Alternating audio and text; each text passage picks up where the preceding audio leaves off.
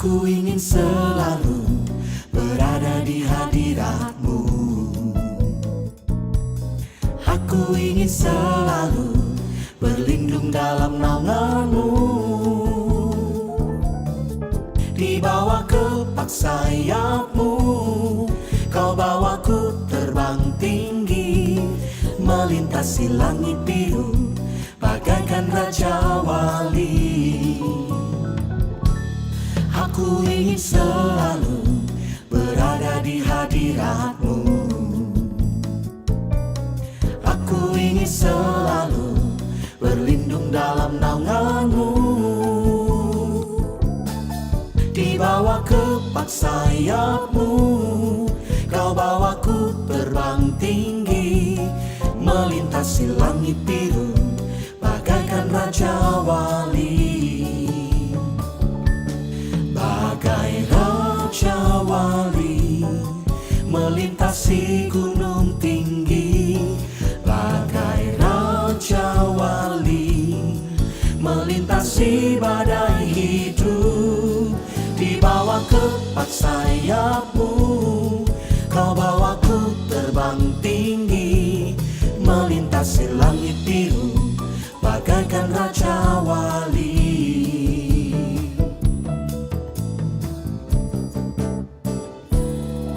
Aku ingin selalu berada di hadirat-Mu. Aku ingin selalu berlindung dalam naungan-Mu.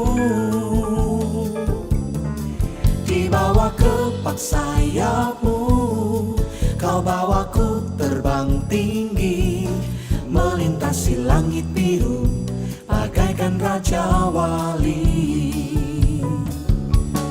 Bagai Raja Wali melintasi gunung tinggi, bagai Raja Wali melintasi badai hidup.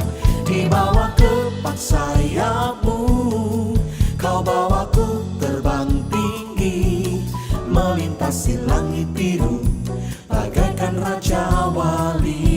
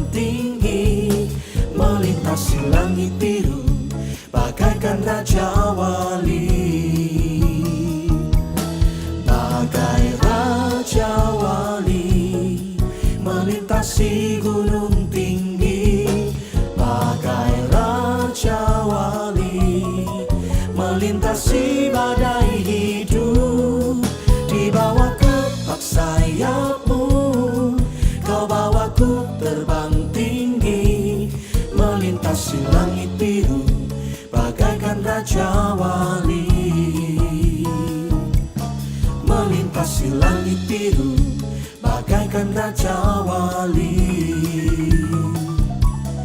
Melintasi langit biru bagaikan Raja Wali.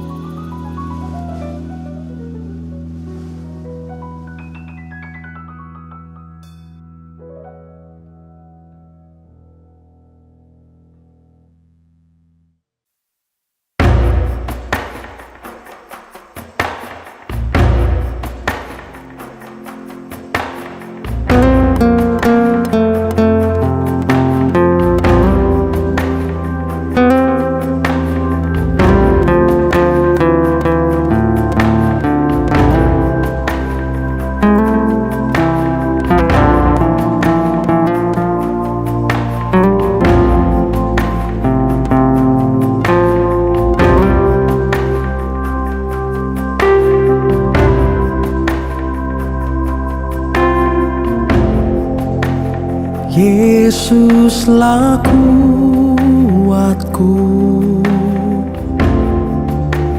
Yesus penolongku, kepadamu ku berseru.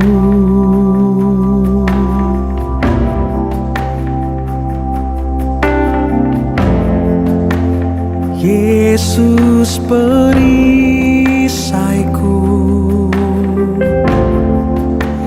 ku serahkan hidupku. Yesuslah segalanya bagiku.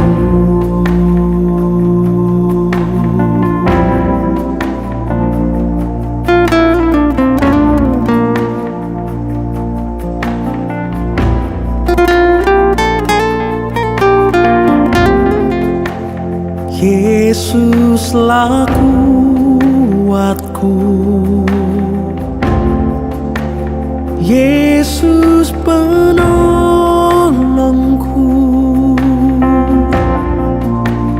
kepadamu ku berseru.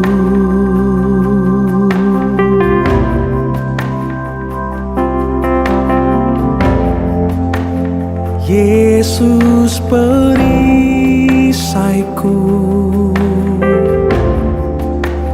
ku serahkan hidupku. Yesuslah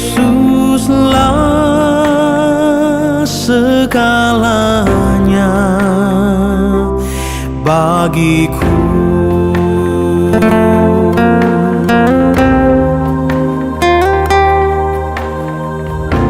Sungguh di dalam hidup kami, Engkau menjadi kekuatan dan sukacita. Bahkan Engkau Allah yang menolong dan menopang langkah kami. Kami serahkan segala kekhawatiran kami, segala ketakutan kami hanya kepadamu. Mari sama-sama katakan, Yesuslah kuatku, Yesus penolongku, kepadamu ku berseru.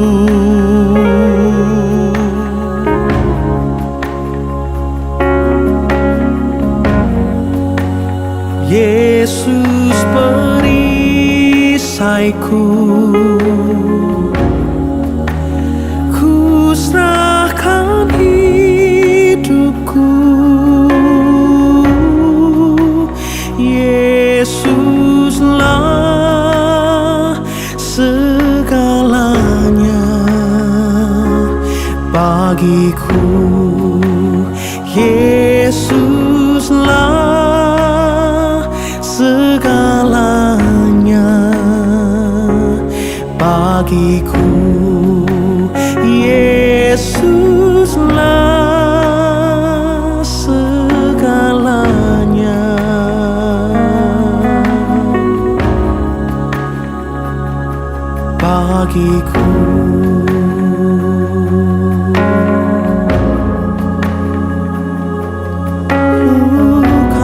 segalanya di dalam hidupku. Kau kekuatanku, sukacitaku. Haleluya, oh, Kau penolongku, Kau pelindung di dalam hidupku. Haleluya, oh, aku percaya sebab Engkau menggadang tanganku. Haleluya, oh, Kau menopang hidupku di setiap saat. Ku percaya, oh,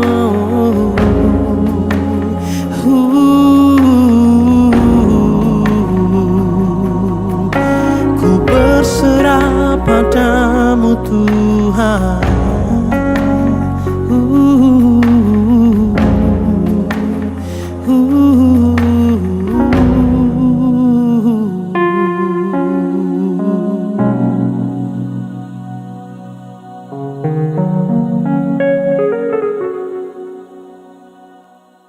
Shalom saudaraku sekalian, salam sejahtera dalam kasih Tuhan kita Yesus Kristus.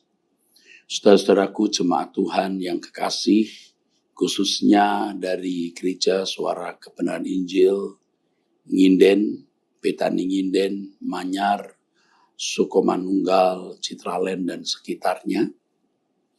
Kita akan mendengar kebenaran firman Tuhan dan saya sangat berharap, saya berdoa agar firman Tuhan ini benar-benar mengubah saudara. Mari kita berdoa. Bapa, taruh perkataan-Mu di mulut anak-Mu ini, agar hanya kebenaran-Mu yang kami dengar. Berbicaralah ya Bapa, berkata-katalah kepada kami. Taruh perkataan-Mu yang luar biasa Bapa. Dalam nama Tuhan Yesus Kristus, kami bersyukur, kami berdoa. Amin. Saudara, satu hal yang tidak diketahui oleh banyak orang Kristen, yaitu adanya pengudusan secara aktif. Biasanya orang Kristen hanya memahami pengudusan secara pasif. Mereka memahami bahwa kematian Yesus di kayu salib memikul dosa-dosa, membersihkan hati, mengampuni semua kesalahan, lalu selesai. Ini yang membuat banyak orang Kristen tidak menjalani hidup kekristenannya secara benar. Ini yang membuat banyak orang Kristen tidak menjalani hidup kekristenannya secara patut, secara benar. Dan ini melumpuhkan akhirnya maksud keselamatan yang disediakan oleh Allah tidak tercapai, tidak dialami, tidak dimiliki oleh orang percaya. Keselamatan adalah usaha Tuhan mengembalikan manusia ke rancangan Allah semula. Dan itulah kabar baik. Sebab tidak ada cara apapun yang dapat membawa manusia kembali kepada rancangan Allah semula. Kembali ke rancangan Allah semula berarti juga menjadi anak-anak Allah. Saudara tidak bisa menjadi anak-anak Allah dengan keadaan bukan anak-anak Allah. Kalau hanya status sebagai anak-anak Allah tetapi tidak berkeberadaan sebagai anak-anak Allah, Anda tidak bisa menjadi seorang yang diakui sebagai anak Allah. Keselamatan adalah proses di mana kehidupan kita mau diubahkan oleh Tuhan. Itulah sebabnya ada pelayanan, ada penggembalaan melalui gereja Tuhan yang Tuhan jadikan sebagai satu-satunya, ya mestinya, idealnya satu-satunya sarana yang Allah pakai untuk menggembalakan umat melalui hamba-hamba Tuhan supaya jemaat mengalami perubahan. Nah, saudaraku sekalian, tetapi kalau gereja hanya mengajarkan pengudusan pasif, jadi berbicara mengenai keselamatan, hanya bicara mengenai pengampunan dosa secara pasif, bahwa kematian Yesus di kayu salib telah menebus dosa-dosa, mengampuni semua dosa, menguduskan hati dan kehidupan, lalu selesai. Padahal ada pengudusan aktif. Artinya bagaimana keberadaan kita sebagai manusia yang memiliki kecenderungan tidak melakukan sesuai dengan apa yang Allah kehendaki, menjadi manusia yang dapat melakukan segala sesuatu sesuai dengan apa yang Allah kehendaki. Disinilah proses itu harus berlangsung. Disinilah proses itu harus terjadi, saudaraku. Dan inilah sebenarnya satu-satunya tujuan hidup sebagai umat pilihan. Kalau saya berbicara mengenai umat pilihan, itu bukan berarti secara otomatis, saudaraku, kita langsung pasti masuk surga. Kalau saya berbicara mengenai umat pilihan, bukan berarti saudara sudah ditentukan masuk surga dan tidak ada yang bisa membatalkan.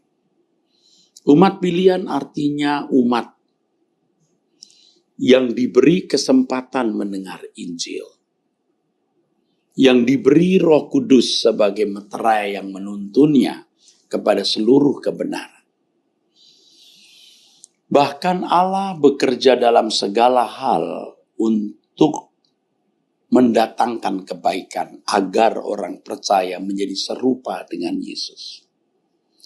Mengapa harus serupa dengan Yesus? Karena Yesus adalah model manusia sesuai rancangan Allah semula tersebut. Jadi sebagai umat pilihan, satu-satunya tujuan hidup kita adalah masuk proses bagaimana menjadi manusia sesuai rancangan Allah semula. Ini adalah kabar baik. Karena tidak ada cara lain, tidak ada saluran lain, manusia dapat dikembalikan ke rancangan Allah semula. Di dalam proses ini, orang percaya harus berpartisipasi. Jadi setiap kita harus berpartisipasi dalam berlangsungnya proses tersebut. Nah, kita melihat kenyataan banyak orang Kristen yang tidak mengerti hal ini. Pokoknya bagi mereka dosa sudah dipikul di kayu salib, sudah selesai. Bagi mereka dosa-dosa sudah diampuni, sudah selesai. Nanti kalau mati boleh meyakini masuk surga. Nah, inilah kesesatan itu. Sehingga banyak orang Kristen yang tidak mengalami proses, tidak berpartisipasi dalam proses itu. Sehingga menjalani hidup sama seperti orang-orang yang bukan umat pilihan. Kita umat pilihan, saudaraku. Kita orang-orang yang diberi Tuhan kesempatan untuk mengalami proses dikembalikan ke rancangan Allah semula tersebut. Dan ini satu-satunya tujuan hidup kita. Nah, karena tidak tahu banyak manusia, maksud saya orang-orang Kristen yang hidupnya wajar seperti manusia lain yang bukan umat pilihan. Mengisi hari hidupnya hanya untuk studi, karir, menikah, berkeluarga, membesarkan anak, dan seterusnya. Bukan tidak boleh memiliki hidup ya dan mengisinya dengan studi, berkarir, menikah, membangun rumah tangga. Bukan tidak boleh. Itu bisa dijalani. Tetapi dalam segala hal yang kita lakukan pun kita melakukannya untuk kemuliaan Allah. Tetapi apa itu untuk kemuliaan Allah banyak orang tidak tahu. Mereka merasa memuliakan Allah hanya di gereja. Setelah itu ya sudah memuliakan Allah. Padahal baik kita makan atau minum atau melakukan sesuatu yang lain, kita harus melakukan semua itu untuk proses ini. Sebab banyak orang yang masuk proses ini menjadi manusia sesuai rancangan Allah semula yang dapat menyenangkan hati Allah. Dan orang-orang yang benar-benar mengalami proses dikembalikan ke rancangan Allah semula, itu hidupnya pasti mendatangkan keharuman bagi nama Tuhan. Ucapannya, sikapnya, perbuatannya pasti mendatangkan kemuliaan bagi Allah. Bukan sekedar nyanyi, bukan sekedar memberi persembahan di gereja, tidak cukup menjadi aktivis gereja, bahkan menjadi pendeta, tidak cukup. Tetapi dalam segala hal yang kita lakukan, kita dapat menyenangkan hati Allah. Dan jika demikian, pasti apa yang kita lakukan itu tidak melukai orang lain, tidak menyakiti sesama saudara. Pasti ya mendukung pekerjaan Allah. Di dalam Efesus pasal 1 ayat 4. Sebab di dalam Dia, di dalam Yesus, Allah telah memilih kita sebelum dunia dijadikan.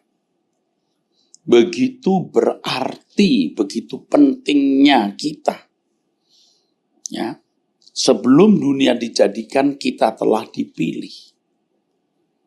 Jadi sudah ada dekret, ada keputusan Allah bahwa Allah akan menjadikan manusia sebagai anak-anaknya. Ini sebuah dekret, sebuah keputusan yang luar biasa. Allah yang memiliki langit dan bumi dan jagat raya yang tidak terbatas ini bisa mengaku makhluk-makhluk tertentu, dalam hal ini manusia, sebagai anak-anaknya. Makanya dikatakan di dalam firman Tuhan, ya saudaraku, Allah tidak malu disebut sebagai Bapa. Dia tidak malu disebut sebagai Allah. Sebab di dalam Dia, dalam Yesus Kristus, Allah, maksudnya Bapa di sorga, telah memilih kita sebelum dunia dijadikan. Wow, ini luar biasa. Kalau kita bisa menghayati kalimat ini, maka kita tidak akan menilai, menghargai sesuatu secara tidak benar. Nah, selama ini banyak orang menilai sesuatu secara tidak tepat. Ya, menganggap bahwa harta itu bernilai, berharga, ya. Kehormatan, pangkat jabatan itu bernilai, berharga lebih dari Allah sendiri. Nah ini yang rusak, saudara. Kalau kita bisa menghayati pemilihan Allah atas hidup kita, wah, tidak menikah pun tidak menjadi masalah. Tidak memiliki anak tidak menjadi masalah. Tidak masalah pria atau wanita. Bahkan mungkin sejak lahir sudah memiliki kelainan hormon. Itu pun juga tidak menjadi masalah. Asal tidak berbuat dosa. Sebab kita ini dipilih sebelum dunia dijadikan. Untuk menjadi anak-anak Allah. Dan di langit baru, bumi baru nanti kita akan memiliki dan menikmati kehidupan yang sempurna.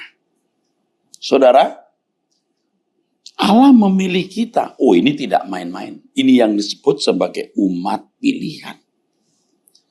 Jadi kalau bicara mengenai umat pilihan, ini bukan berarti selalu pasti masuk surga, saudara. Jangan lupa. Tapi orang-orang yang diberi kesempatan mendengar Injil, menerima Roh Kudus sebagai meterai, dan Allah menyediakan segala peristiwa hidup untuk kesempurnaannya, untuk dikembalikan ke rancangan semula Allah, untuk berkeberadaan sebagai anak-anak Allah, bukan hanya berstatus sebagai anak Allah, tetapi berkeberadaan, memiliki moral, mental, karakter seperti Allah. Ini maksudnya, saudara. Sebab di dalam Dia Allah telah memilih kita sebelum dunia dijadikan. Wow. Mari kita hargai pemilihan ini. Mari kita sungguh-sungguh menghargai pemilihan ini. Supaya kita kudus dan tak bercacat di hadapannya. Kata supaya ini jelas menunjukkan bahwa hal menjadi umat pilihan tidak otomatis menjadikan kita kudus dan tak bercacat di hadapannya.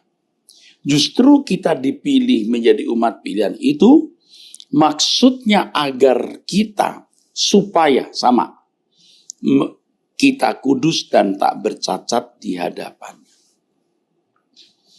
Ini panggilan, saudaraku. Panggilan yang harus kita penuhi. Kalau kita membaca 2 Korintus pasal 6,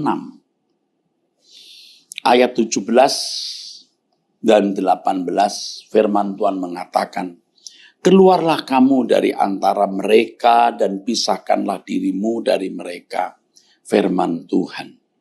Ya. Dan janganlah menjamah apa yang najis, maka aku akan menerima kamu. Tuh, bukan unconditional, tapi conditional, bersyarat.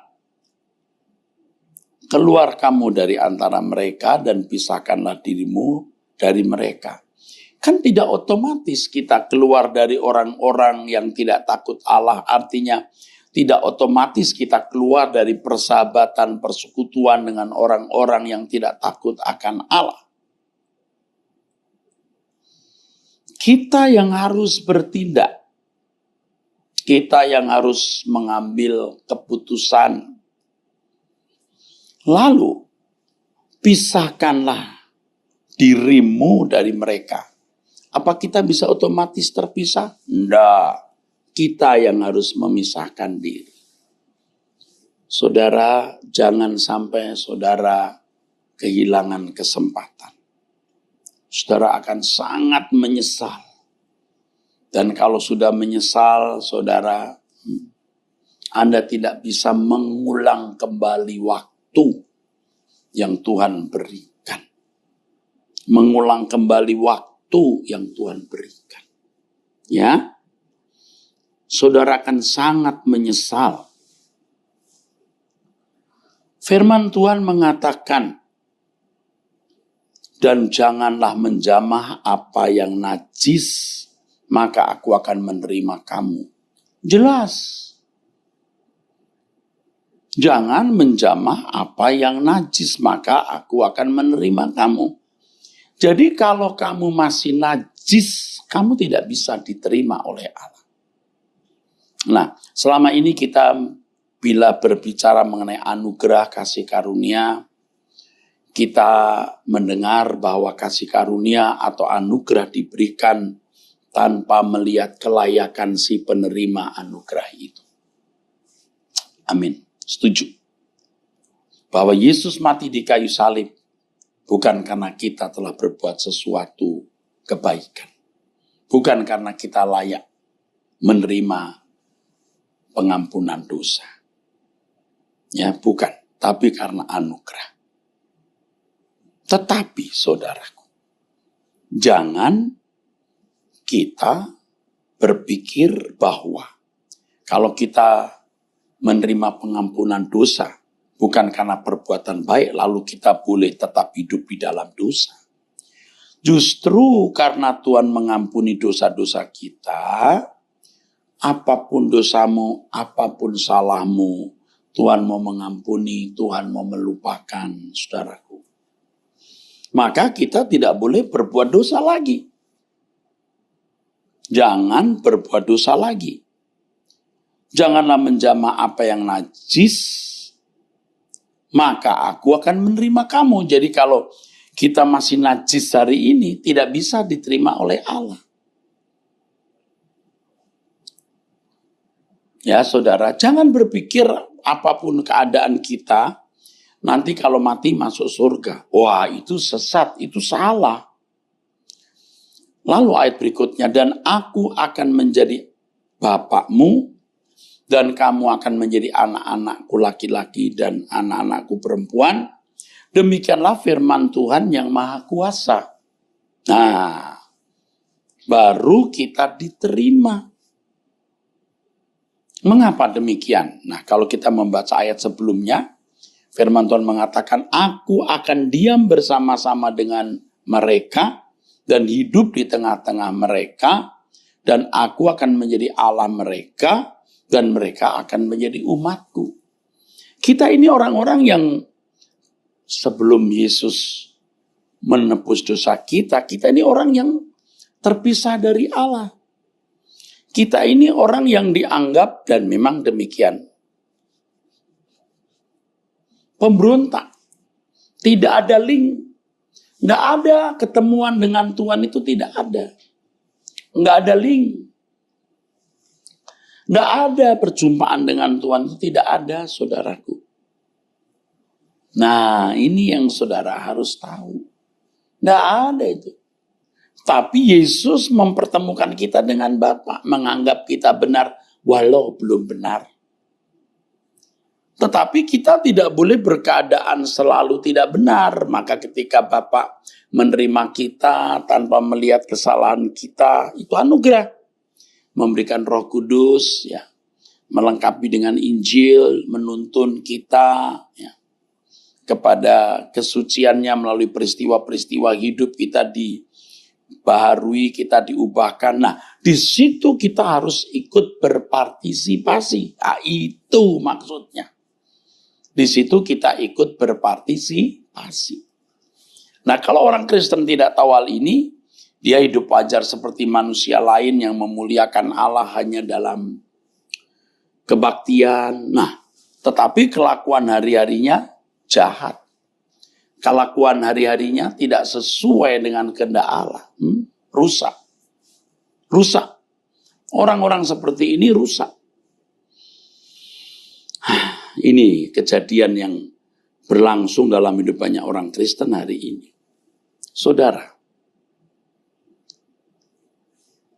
firman Tuhan mengatakan, saudaraku, Allah memanggil kita bukan untuk melakukan apa yang cemar, melainkan apa yang kudus. Jadi memanggil kita bukan untuk tetap dalam keadaan sekedar dibenarkan atau dianggap benar, tapi kudus. Dan kekudusan yang kita harus kenakan atau miliki ini, kekudusan yang standarnya Allah sendiri loh. Seperti yang dikatakan 1 Petrus pasal 1 ayat yang ke-16, kuduslah kamu sebab aku kudus. Wah, ini berat. Tetapi ini kesempatan Ya hanya 70 tahun demi kekekalan yang tidak berujung, kekekalan yang tidak ada batasnya. Demi kekekalan yang tidak ada batasnya. Tidak berujung. Nah ini yang saudara-saudara sekalian harus tahu, harus pahami, harus mengerti, saudara. Saya berharap saudara-saudara sekalian bisa mengerti yang saya maksud supaya jangan jadi Kristen yang akhirnya ditolak oleh Allah. Ya, firman Tuhan mengatakan kita dipanggil bukan untuk melakukan apa yang cemar, dipanggil untuk hidup kudus. Nah pertanyaannya, apakah saudara setiap hari berjuang untuk hidup kudus? Bagaimana menjaga perkataan supaya tidak banyak bicara lagi, supaya jangan banyak omong yang tidak perlu, jangan salah lagi, pikiran bersih, ya. Kata-kata tidak melukai orang, ya, tidak merugikan sesama, bekerja jujur, ya. Setia kepada pasangan hidup. Dari situ dulu, dari hal itu dulu, ya. Dari hal itu dulu. Nanti baru Tuhan akan bimbing kita kepada kesucian yang lebih besar. Nah, firman Tuhan mengatakan Allah memanggil kita bukan untuk melakukan apa yang cemar, melainkan apa yang kudus. Karena itu siapa yang menolak ini bukanlah menolak manusia, melainkan menolak Allah yang telah memberikan juga Roh-Nya yang kudus kepada kamu. Nah, dalam acara Anda Bertanya Alkitab Menjawab yang dirilis oleh Truth ID, beberapa kali saya mendapat SMS tentang orang-orang yang takut nanti kalau mati ditolak oleh Allah. Waduh, saya sambut dengan baik. Puji Tuhan, kalau masih punya naluri, nurani, perasaan seperti ini. Celaka sekali kalau orang tidak pernah berpikir bahwa mereka suatu hari bisa ditolak. Nah, banyak orang tidak peduli itu, lebih peduli soal makan minumnya hari ini. Oh, kita perlu makan minum, harus bekerja keras, tapi jangan hanyut di situ. Orang sibuk ingin memiliki uang banyak demi berbagai fasilitas yang diharapkan fasilitas itu membahagiakan dirinya. Ya, fakta begitu, saudara. Ada orang-orang yang begitu. Fakta kenyataan orang-orang yang tenggelam dengan hobi-hobi. Belum lagi ekstrimnya ini, hidup dalam perzinahan, percabulan, perjudian, minuman keras, korupsi, kebencian, permusuhan. Saudara, orang-orang Kristen seperti ini pasti masuk neraka. Tidak usah dipertimbangkan lagi, jelas karena tidak ada yang najis masuk ke dalam surga. Tidak ada. Saudara kalau berkata kepada saya, tapi Pak Pendeta kan bukan Tuhan yang menentukan. Oh jelas, Pak Pendeta kan bukan Tuhan. Pak Pendeta tidak bisa menentukan begitu. Pak Pendeta kan bukan Tuhan. Oh iya, saya bukan Tuhan. Memang, tapi Alkitab ini firman Tuhan loh, saya kan pemberita firman. Karena Alkitab berkata bahwa tidak ada yang najis ya, yang akan masuk ke dalam surga itu. Tidak ada yang najis. Wahyu pasal 21 ayat 8. Tetapi orang-orang penakut, ini orang-orang yang khawatir, saudara. Karena kekhawatirannya sehingga biasanya mereka tidak menghormati Allah. Lebih takut miskin, lalu korupsi, daripada takut Allah dan jujur. Orang-orang penakut, takut tidak nikah sehingga nikah sembarangan dengan orang beragama lain pun juga boleh. Nah ini orang-orang yang tidak mungkin masuk surga. Dia berkhianat kepada Tuhan. Kecuali dia kembali menjadi orang Kristen loh. Takut tidak kebagian wanita cantik. Wah, demi wanita cantik itu, biar di agama lain enggak apa-apalah pindah agama. Ini orang yang takut bahagia, tidak mendapatkan jodoh wanita tersebut atau pria tersebut, lalu pindah agama.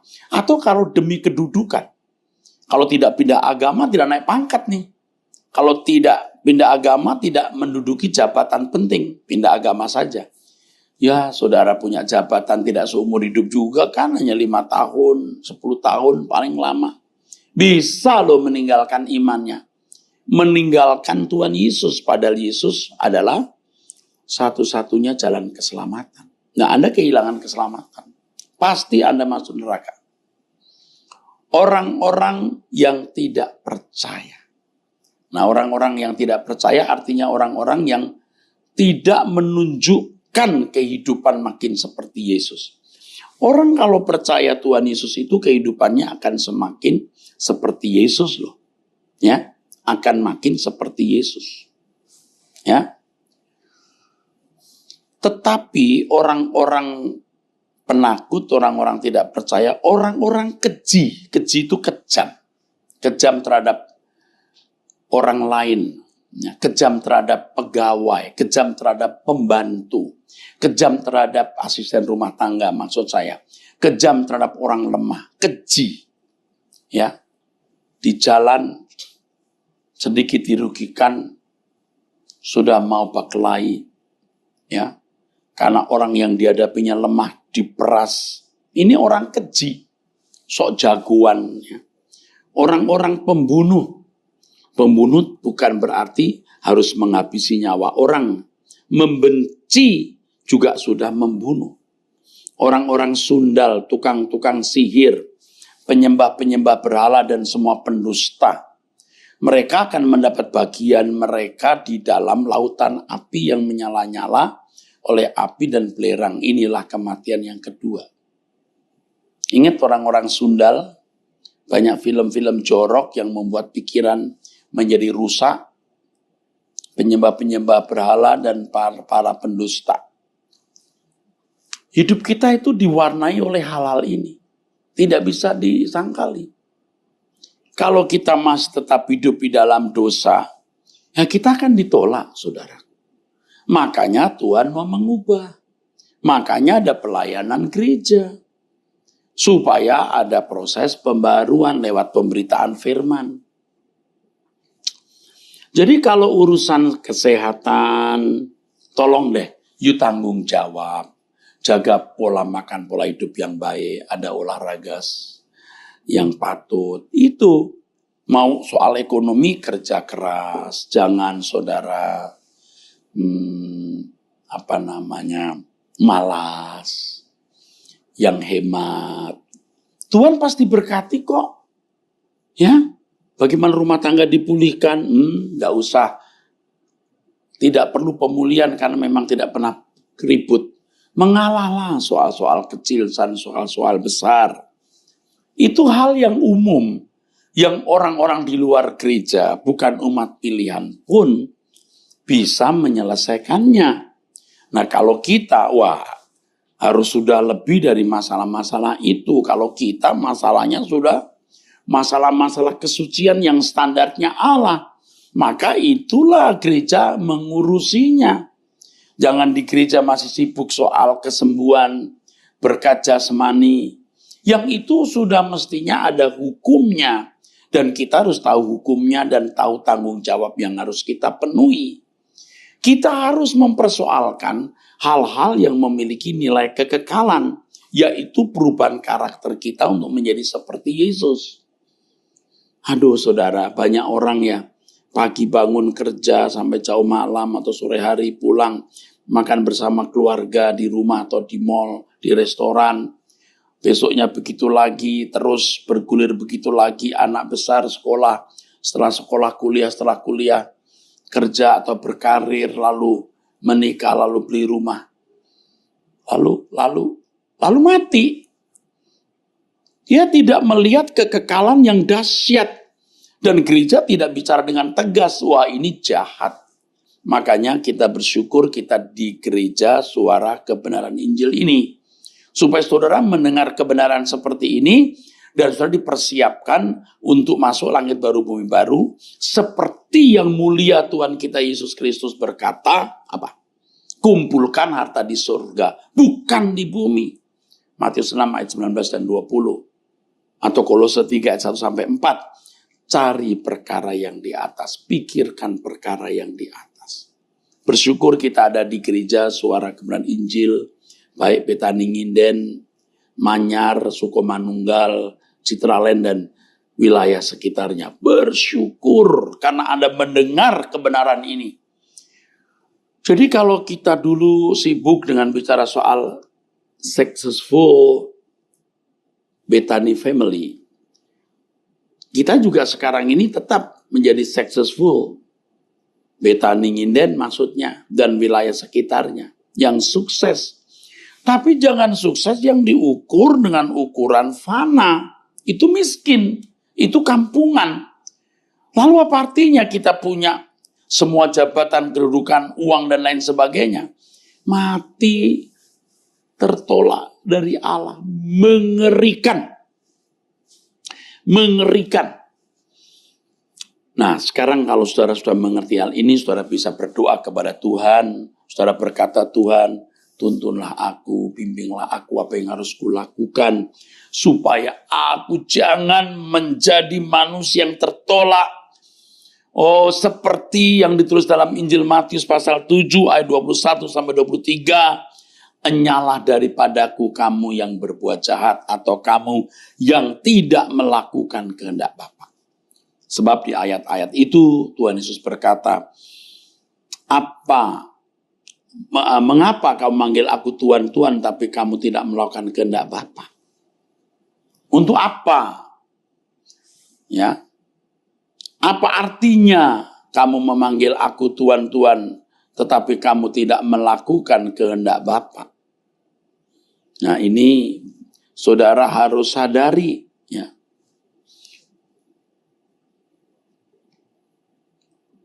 Ini kita harus sadari. Bukan setiap orang yang berseru kepada Yesus, Tuhan, Tuhan, berarti orang percaya kepada Yesus. Untuk apa kalau akhirnya masuk neraka? Saudara jemaat yang dikasih Tuhan dari gereja Suara Kebenaran Injil, ya. Ayo kita memperbarui hidup. Kita itu artinya dimulai dari saya sebagai ketua sinode gereja Suara Kebenaran Injil. Saya itu bersedia terus mau berubah, bersedia mau terus bertobat. Dimulai dari saya. Lalu Bapak Gembala Sidang kita, Bapak Pendeta Aswin. Semua koordinator-koordinator, semua pengerja-pengerja. Supaya jemaat memiliki role model, contoh, teladan dari orang-orang yang benar-benar mengalami proses dikembalikan ke rancangan Allah semula. Dan kalau kita bisa memiliki model seperti itu, kita terpacu untuk berubah. Dan inilah keuntungan kita menjadi orang Kristen. Itulah Injil, di mana kita dikembalikan ke rancangan Allah semula. Dan bukan saja dapat mengaku anak-anak Allah, bukan saja berstatus anak-anak Allah, tetapi berkeberadaan sebagai anak-anak Allah. Baru namanya keren. Kalau tidak, kampungan. Saudara, kita berpikir logislah, ya. Apa artinya orang beroleh segenap dunia kalau jiwanya binasa? Yesus berkata begitu. Apa artinya Anda punya rumah mewah, mobil bagus, uang banyak, rumah tangga, sempurna bahagia di bumi, tetapi akhirnya terpisah di kekekalan? Konyol kan? Makanya ayo kita berubah. Pasti saudara-saudara ini banyak yang masih hidup dalam dosa. Kalaupun bukan dosa-dosa dalam arti kebejatan yang melanggar moral umum atau bahkan hukum manusia atau hukum negara, Anda belum melakukan tepat seperti yang Allah kehendaki. Tapi Tuhan masih mau beri kesempatan saudara untuk berubah. Temui Tuhan yang hidup dan alami Dia. Makanya sering saya menganjurkan saudara setiap hari minimal 30 menit duduk diam di kaki Tuhan, mengoreksi diri, memeriksa diri. Kalau ada dosa kesalahan yang kita lakukan, saudara. Kalau ada dosa yang kita lakukan. Dan pasti ada, setiap kali saya berlutut, masih saja ada kesalahan. Tetapi lambat laun hari demi hari, makin kurang. Sampai nanti Anda malah berpikir, mencari-cari, aku salah apa ya hari ini? Aku salah apa ya hari ini? Setiap kali kita melakukan sesuatu yang kita merasa tidak damai sejahtera, tidak merasakan damai sejahtera, kita harus langsung membereskannya. Nah memang malam harinya Tuhan sering ingatkan juga, yang itu loh yang kamu sudah minta ampun, jangan ulangi. Oke. Tidak ada orang yang lebih bahagia dari orang yang hidupnya tidak bercacat, tidak bercela. Anda bisa attract Tuhan, menarik hati Tuhan. Sehingga Tuhan bisa berkata, ini anakku yang kukasih, kepadanya aku berkenan. Dia menyenangkan hatiku. Kalau sampai kita bisa menyenangkan hati Tuhan, menjadi kekasih Tuhan, menjadi sahabat Tuhan, apa yang terjadi dalam hidup kita tidak kita takuti lagi. Karena Allah pasti beserta. Ia bukan saja mengasihi kita sebagai sahabat dan kekasihnya, tetapi juga Allah mengasihi orang-orang yang kita kasihi. Maka beberapa kali saya kemukakan bagaimana cara engkau melindungi anak-anakmu, pasangan hidupmu, cucumu, cicitmu, anggota keluargamu, orang-orang yang kamu kasihi. Kesucian hidup. Nah, orang menanggapi kalimat ini secara sepihak tanpa melihat konteksnya, lalu bisa menilai salah. Lihat seluruh konteksnya. Kalau saudara hidup dalam dosa, itu melukai hati Allah dan menjadi calon penghuni neraka. Untuk apa Tuhan pelihara, Tuhan lindungi? Tuhan tidak akan pelihara dan lindungi orang-orang yang memberontak kepadanya. Tapi kalau kita dengan tulus melayani Tuhan dalam arti kehidupan kita setiap hari selalu sesuai dengan pikiran perasaan Allah, segala sesuatu yang kita lakukan tidak melanggar kesucian yang Tuhan ajarkan, yaitu tidak melukai orang, tidak menyakiti sesama, tidak ada keserakan, tidak ada kebencian. Itu pelayanan yang sejati, saudara. Jadi jangan berpikir bahwa pelayanan itu hanya aktivitas di lingkungan gereja. Tidak tepat itu. Memang ada orang yang mendapat panggilan khusus berperan sebagai pendeta, betul. Ada yang memiliki kesempatan aktif dalam kegiatan pelayanan di lingkungan gereja, betul. Tetapi menyenangkan Tuhan pada dasarnya adalah bagaimana dari waktu ke waktu, dari hari ke hari, kita bisa menyenangkan hati Allah. Sampai saudara, perhatikan ini, sampai saudara tidak takut mengalami kematian.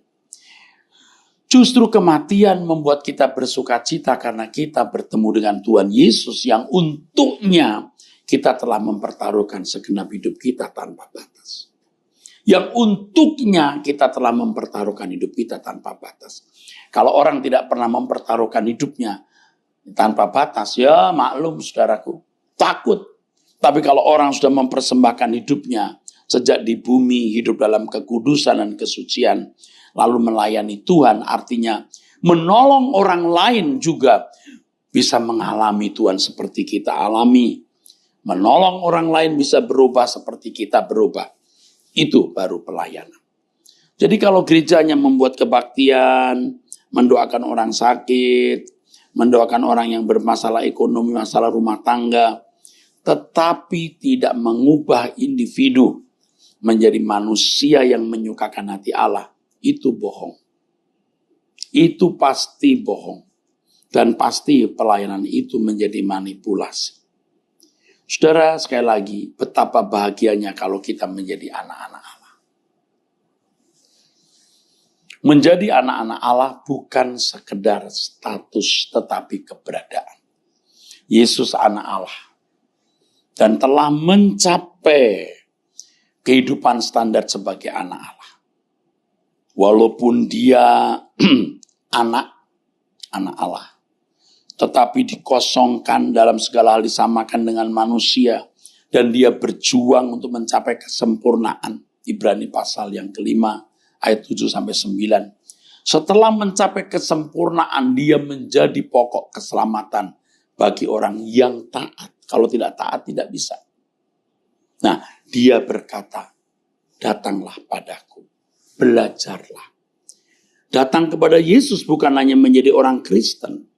Belajar dari Yesus bukan sekedar kita mau menjadi orang-orang yang ke gereja setiap minggu, tapi dari menit ke menit, dari jam ke jam, dari hari ke hari, dari minggu ke minggu, dari bulan ke bulan, dari tahun ke tahun, kita terus mengalami proses perubahan.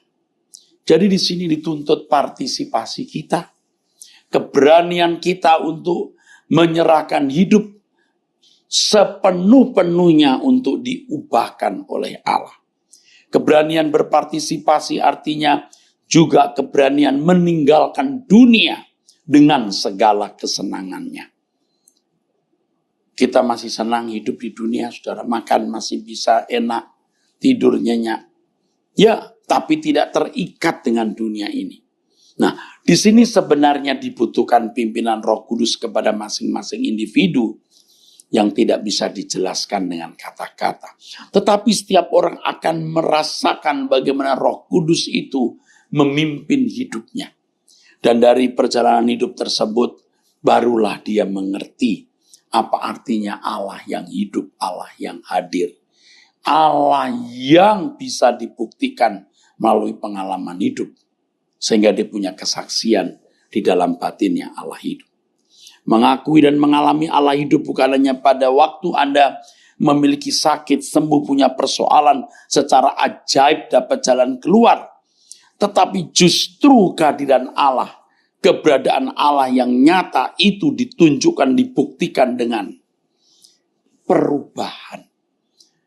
Bukan hanya perubahan secara kedewasaan mental, karena orang di luar Kristen juga banyak yang dewasa secara mental. Tetapi secara rohani yang standar kesuciannya adalah menjadi seperti Kristus. Standar kesuciannya adalah kesucian Allah sendiri. Yang karenanya Yesus berkata, kamu harus sempurna seperti Bapa di surga sempurna. Jangan sia-siakan Injil yang begitu berharga. Ayo kita belajar. Saudara, mengikuti terus kebenaran firman Tuhan yang kami sampaikan. Dan kiranya gereja suara kebenaran Injil ini menjadi gereja kita yang terakhir, di mana kita dipersiapkan untuk pulang ke surga. Di mana kita diajar untuk berkemas-kemas. Dan suatu hari kita layak masuk langit baru dan bumi baru. Dan Tuhan akan mengaku kita sebagai saudara. Artinya orang-orang yang serupa dengan Yesus, dan Yesus menjadi yang sulung di antara banyak saudara. Saya percaya saudaraku sekalian, apa yang saya kemukakan ini akan menjadi insight, inspirasi yang akan mengubah hidup saudara. Yang akan memperbarui saudara. Nantikan pemberitaan firman Tuhan di kesempatan yang akan datang. Dan terus ikuti pemberitaan firman yang kami sampaikan supaya saudara berubah. Mari kita berdoa. Bapa di dalam surga, firman-Mu yang telah diberitakan Engkau urapi agar membawa pembaharuan bagi kami. Bapa di surga, berkati gereja suara kebenaran Injil di Betani Nginden, Manyar, Sukomanunggal, Citraland, dan lain-lain atau sekitarnya. Jadikan GSKI di Surabaya ini, khususnya di bawah penggembalaan hamba-Mu, Pak Aswin, menjadi gereja yang benar-benar mempersiapkan ya Bapa, umat-Mu untuk masuk ke dalam anggota keluarga kerajaan. Bapa, kami serahkan gereja ini milik-Mu dalam tangan-Mu. Dalam nama Tuhan Yesus Kristus. Amin. Amin. Sampai jumpa saudaraku. Tuhan memberkati saudara sekalian.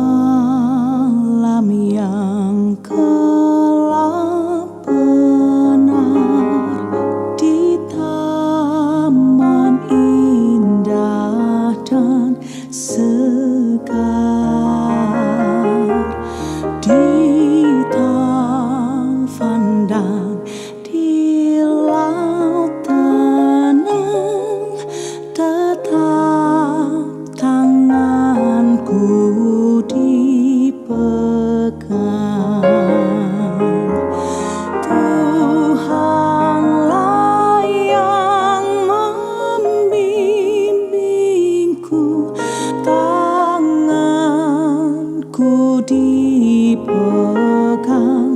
teguh, hatiku berserah penuh, tanganku dipegang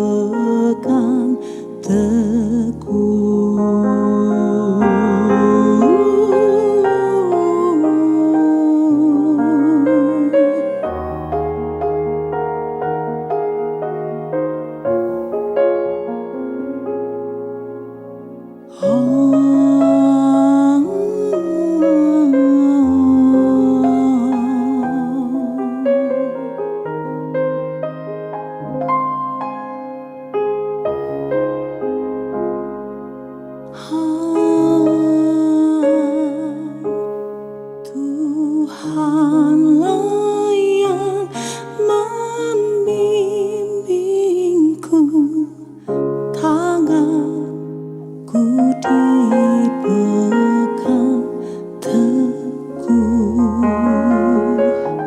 hatiku berserah penuh, tanganku dipegang teguh. Tuhanlah yang membimbingku, tanganku dipegang teguh, hatiku berserah penuh, tanganku dipegang teguh, tanganku dipegang teguh, tanganku dipegang teguh.